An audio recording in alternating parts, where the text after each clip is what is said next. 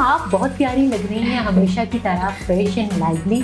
पहले तो अपनी खूबसूरती का राज बताइए। दांत हमारी बॉडी का एक ऐसा हिस्सा है जो सारी उम्र हमारे साथ रहते हैं। ये तो अम्मा से पूछना पड़ेगा। मेल डॉक्टर होंगे तो वो सही से निकालेंगे। लड़कियां तो नाजुक सी होती हैं। पर टेक्निक आई थिंक ज़्यादा मैटर मैंने एक डेंटिस्ट बनना, ये आपका ड्रीम था या कहीं और जाते जाते आपको यहाँ पे भेज दिया गया? मैं एक्चुअली डॉक्टर नहीं बनना चाहती थी। Choose your dentist wisely and then trust them.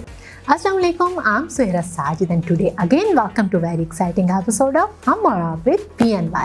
आज हम बात करने जा रहे हैं अपनी बॉडी के ऐसे पार्ट की कि जिसको हम निगलेक्ट भी कर देते हैं और आफ्टर कोविड हम जानते हैं कि इससे पहले कि कोई हमारी जो है बॉडी में किसी किस्म की ऐसी डेफिशिएंसी हो या हम इस काबिल ना हो हमारी बॉडी के वो किसी भी जर्म से फ़ाइट कर सके, वायरस से फ़ाइट कर सके, तो उस इलाज से बेहतर होता है कि हम अपनी केयर कर लें। तो इस केयर के प्रोस्पेक्ट पे जब हम आते हैं तो फिर दांत हमारी बॉडी का एक ऐसा हिस्सा है जो सारी उम्र हमारे साथ रहते हैं और इसमें जैसे हमारी स्किन है, नेल है, हेयर है, वो न्यू ग्रो करते हैं, वो जैसे स्किन रिप्लेस हो जाती है, बट दांत चलता है सारी उम्र। इसी के बारे में आज हम बात करेंगे और जो हम सेलिब्रिटीज़ की परफेक्ट स्माइल देखते हैं, क्या हम वो हासिल कर सकते हैं? इसके लिए सब डिस्कस करने के लिए हमारे साथ हैं बहुत ही प्यारी सी डेंटिस्ट डॉक्टर शामीन। तो उनको अपने प्रोग्राम में वेलकम करते हैं। अस्सलाम वालेकुम एंड वार्मली वेलकम। वालेकुम अस्सलाम, कैसी हैं आप? मैं तो माशाल्लाह ठीक हूँ, आप बहुत प्यारी लग रही हैं, हमेशा की तरह फ्रेश एंड लाइवली। पहले तो अपनी खूबसूरती का राज बताइए।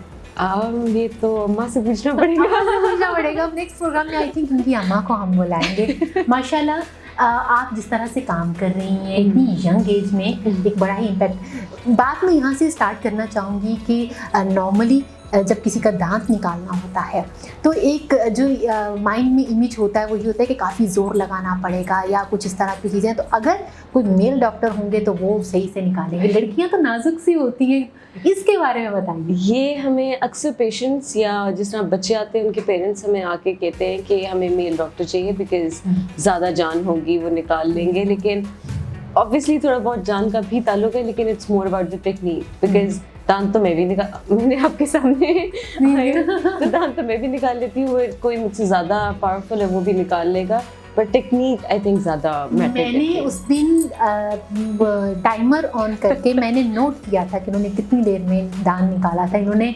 14 मिनट्स एंड फ्यू सेकंड्स में इन्होंने दांत निकाला था और फिर मैंने उसकी पिक्चर भी बनाई था अपने रख के ना। तो वहाँ से मैंने ये सोचा कि ये कितना ज़्यादा जो है एक गर्ल को उस तरह बनाया जाता है कि नाजुक है गर्ल और ये नहीं कर सकेगी, जबकि टेक्निक मैंने देखा किस तरह से इसको राउंड घुमा रही हैं आप और किस तरह से टूल यूज़ करते हुए। क्योंकि मैंने आज से पहले बहुत आपने मीम्स भी देखे होंगे दांत निकालने के बारे में और मैंने सिर्फ चीज़ें एक्सपीरियंस भी की थी। बल्कि एक हमारे थे फैमिली फ्रेंड, वो कह रहे थे कि उनका दांत निकाला जा रहा था, इसी तरह से जोर लगा कर वो नहीं निकला, फिर एंड में छोड़ दिया गया था कि ये इतनी पेन बर्दाश्त नहीं हो रही। तो कितना इंपॉर्टेंट होता है टेक्निक पे काम करना। अच्छा जी, अब जरा जाते हैं फ्लैश टाइम में। एक डेंटिस्ट बनना, ये आपका ड्रीम था या कहीं और जाते जाते आपको यहाँ पे भेज दिया गया?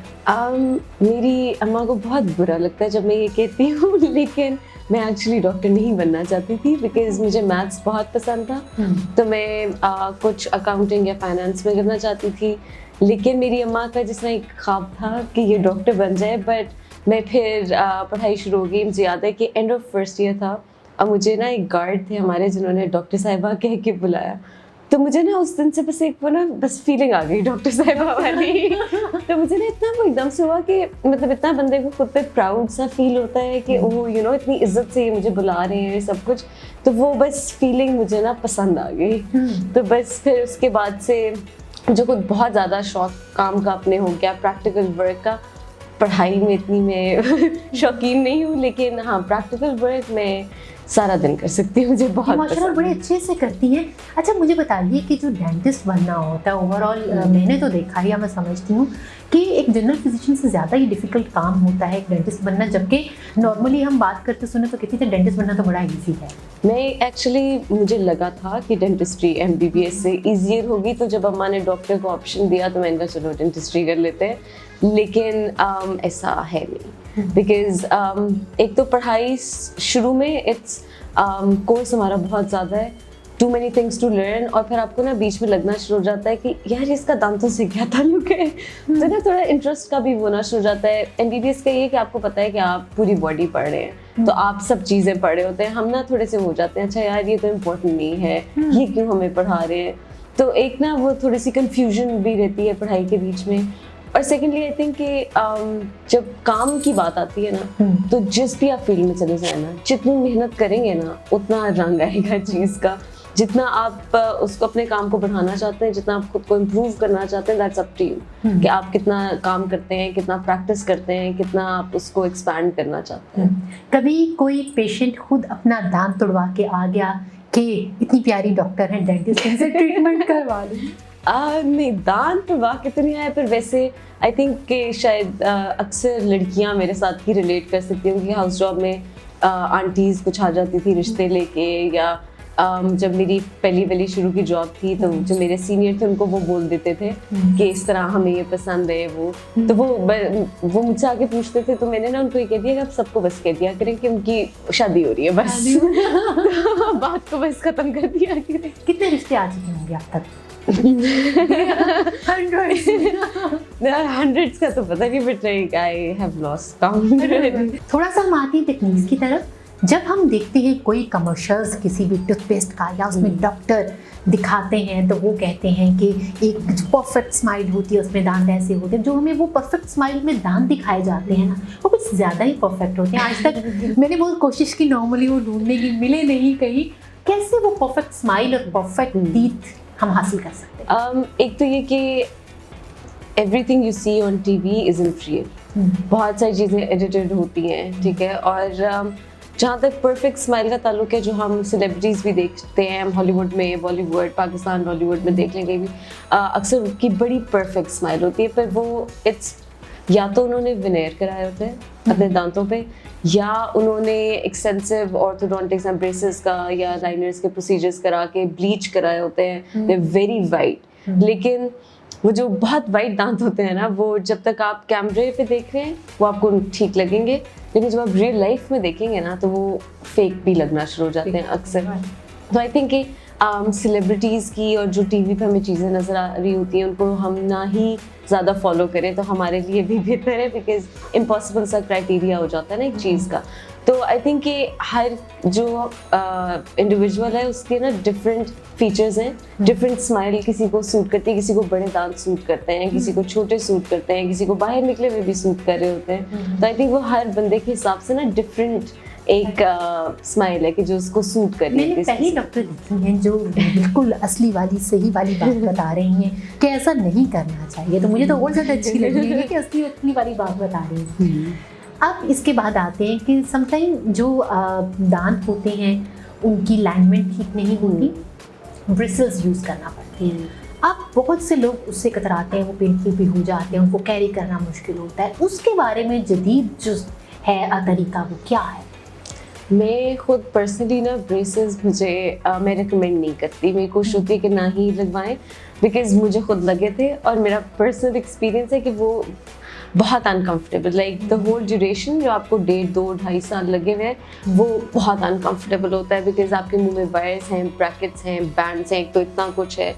कॉन्शियस हो जाते हैं आप सर्टन एज पे, लड़के लड़कियां बच्चे बड़े कॉन्शियस होते हैं, इवन बड़ी एजेस में भी लोग कॉन्शियस होते हैं। फिर मेटल नज़र आ रहा होता है स्माइल में, तो स्माइल करना छोड़ देते हैं लोग या बड़ा हाथ रख के और इस तरह करते हैं। Secondly the bigger problem is के वायर्स हैं, कट्स लगेंगे, अनकंफर्टेबल होगा, खाना फंसेगा, पब्लिकली खाने में बंदा ज़रा कतराता है कि यार सबको नज़र आएगा खाना फंसा हुआ, लिप्स पे कट लग रहे होते हैं, फिर एक्टिवेशन होती है, दैट्स पेनफुल।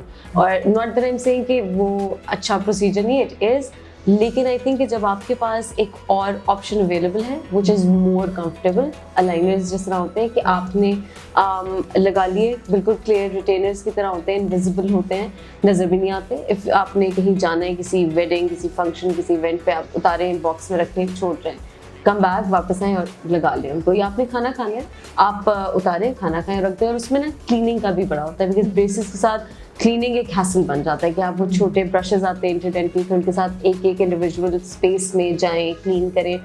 तो आई थिंक अलाइनर्स का ये भी है कि आप उतारें, रखें, ब्रश करें अपना प्रॉपर, आपके सारे दांत क्लीन हो रहे हैं, आपके गम्स नहीं उतने इफेक्ट हो रहे, पुट इट बैक ऑन, और जो भी आप काम कर रहे हैं साथ करते रहें। राइट। अच्छा मुझे बताइए कि अभी जैसे गम्स की बात हो रही थी, कौन से ऐसे विटामिन्स हैं जिनकी डेफिशिएंसी की वजह से जो है गम्स जो इफेक्टेड हो जाते हैं, या हम अपनी डाइट में ऐड ऑन करके हेल्दी गम्स हम रख सकते हैं? आई थिंक सबसे कॉमन जो एक चीज़ है, इसका शायद आपको भी आइडिया स्कर्वी हो जाती है विटामिन सी की डेफिशिएंसी से, लेकिन वो इतनी कॉमन नहीं है, वेरी रेयरली होता है, या मैल नरिश बच्चों में हो जाता है इस तरह।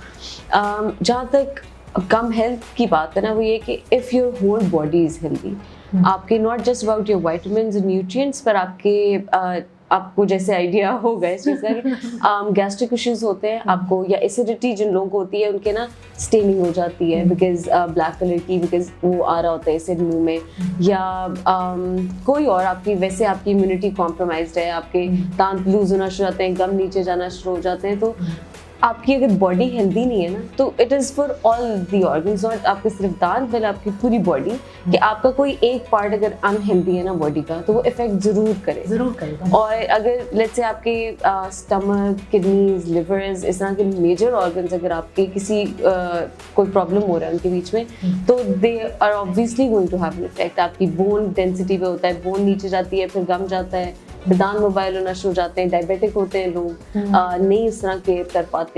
तो वो हर चीज़ आप अपनी अगर पूरी बॉडी को हेल्दी रखेंगे ना, तो आपके दांत भी हेल्दी रहेंगे। राइट। समटाइम हम वही देखते हैं, अभी जैसे गम वो हट गए हैं और वो जो है श्रिंक हो गए, क्या उनकी रिकवरी होती है? बिल्कुल होती है, डिपेंड करता है कि आप का गम किस लेवल पे है।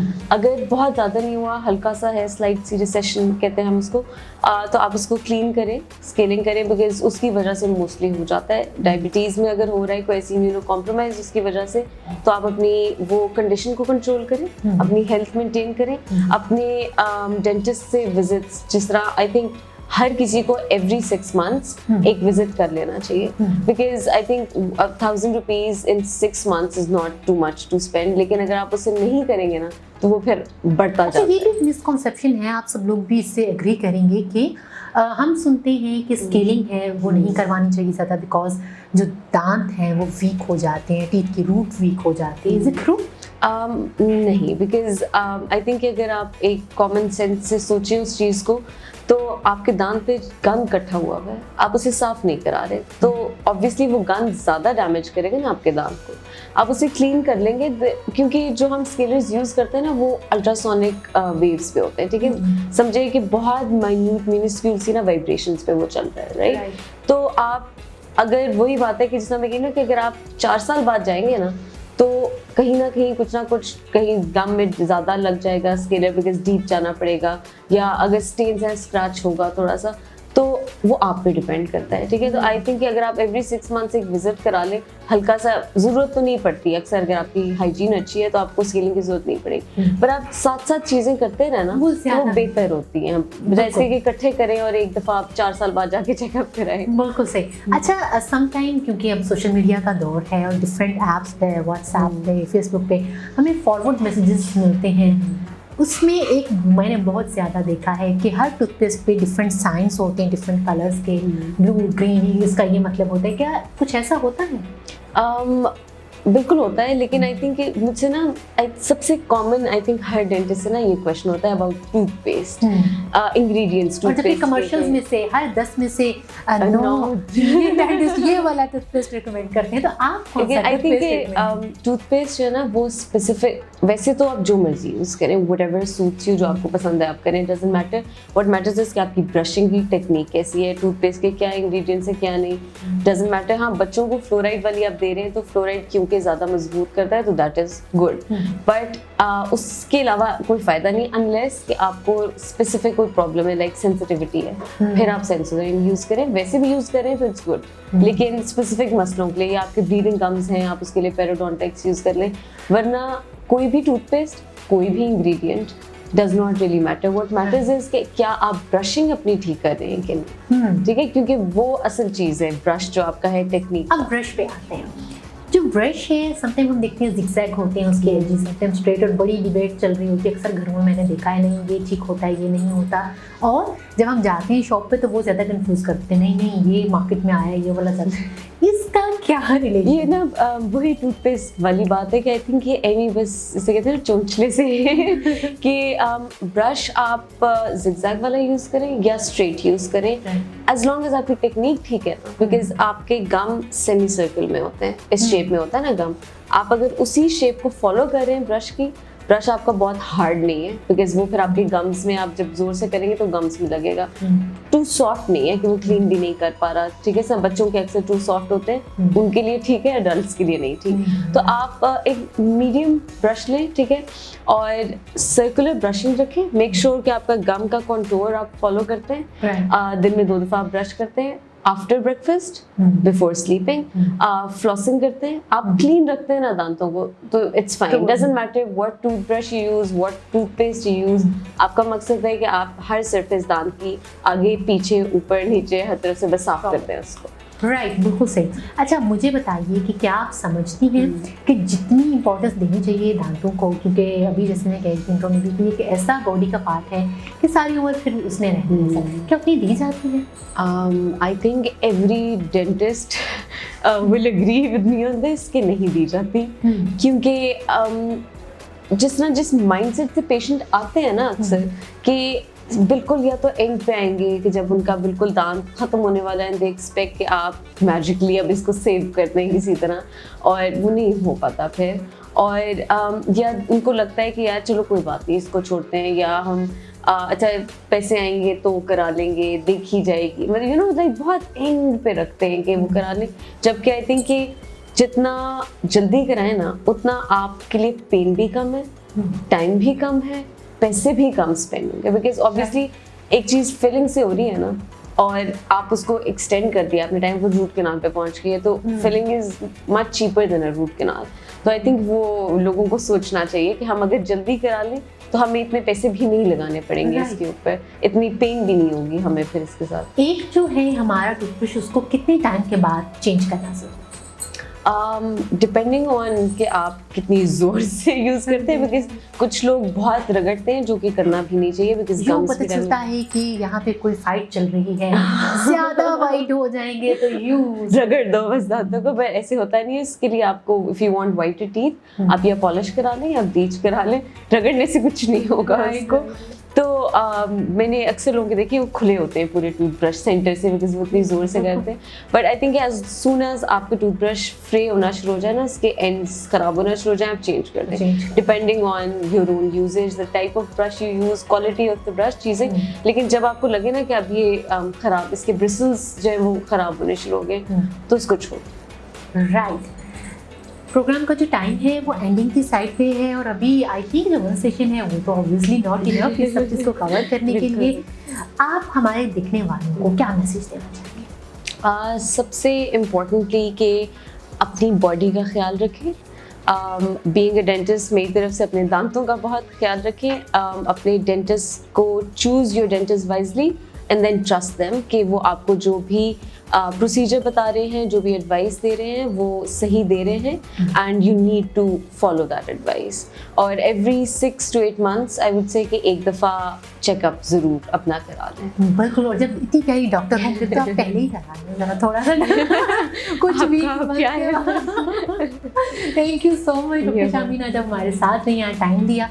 देखिए इस डिस्कशन का मकसद यही था कि आप जो कितना इम्पॉर्टेंट बॉडी का पार्ट है उसकी प्रॉपरली केयर करें, जो आप मिसगाइडेड हैं किसी भी हवाले से तो आपकी वो सब डाउट्स जो हैं वो क्लियर हो जाए। इसी बात के साथ आपसे लेते हैं इजाज़त, इंशाल्लाह मिलेंगे हम और आप विद PNY के अनदर एपिसोड के साथ। टिल देन अल्लाह हाफ़िज़।